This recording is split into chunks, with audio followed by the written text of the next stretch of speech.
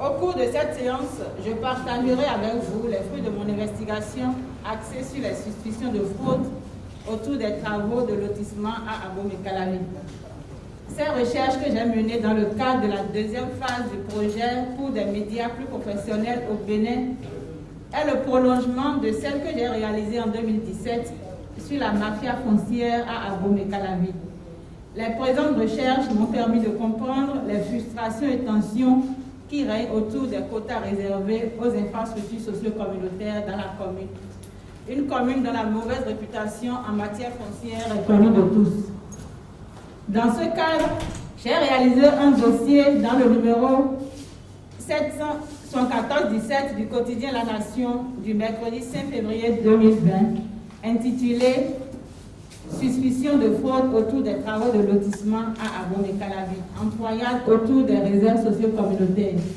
Publication reprise par d'autres quotidiens de la place. C'est un travail que j'ai décliné en 3 volets. Le premier fait cas de la disparition de domaines réservés à certains marchés, écoles et voies d'accès. Je vais illustrer mes propos en citant quelques exemples. Un domaine réservé à l'école maternelle et primaire publique de Kokotomé, situé au lot 435, zone 13, et un autre concernant l'ancien marché de Kokotomé sont querellés. La forme de discorde concerne leur morcellement à d'autres fins. La situation est pareille à Kokokodi, où la détermination de la superficie de l'école maternelle publique fait l'objet d'un bras de fer.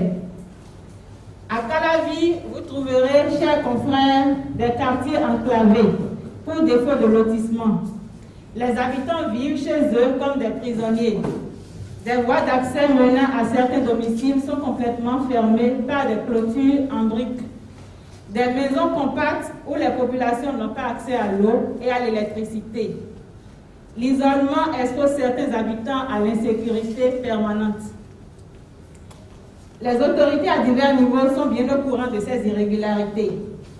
Pour preuve, l'ancien ministre de la décentralisation et de la gouvernance locale, Barnabé Dassigli, avait sorti plusieurs communiqués courant octobre 2018 par rapport aux nombreuses irrégularités relatives aux domaines socio-communautaires, lesquels interdisant la réduction des réserves administratives par les conseils communaux et la libération de certaines réserves administratives. Ironie du sort, il sera limogé lui-même du gouvernement le 20 février 2019 pour son implication dans les opérations irrégulières de transactions foncières.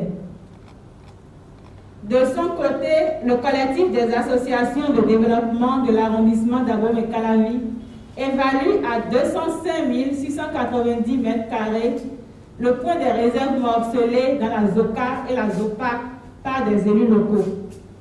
On y retrouve par endroits des lieux de culte bâtis en matériaux définitifs en lieu et place des écoles primaires publiques. Or, selon la mairie d'Abomey-Calavi, le constat sur le terrain n'est pas souvent la réalité dans les documents.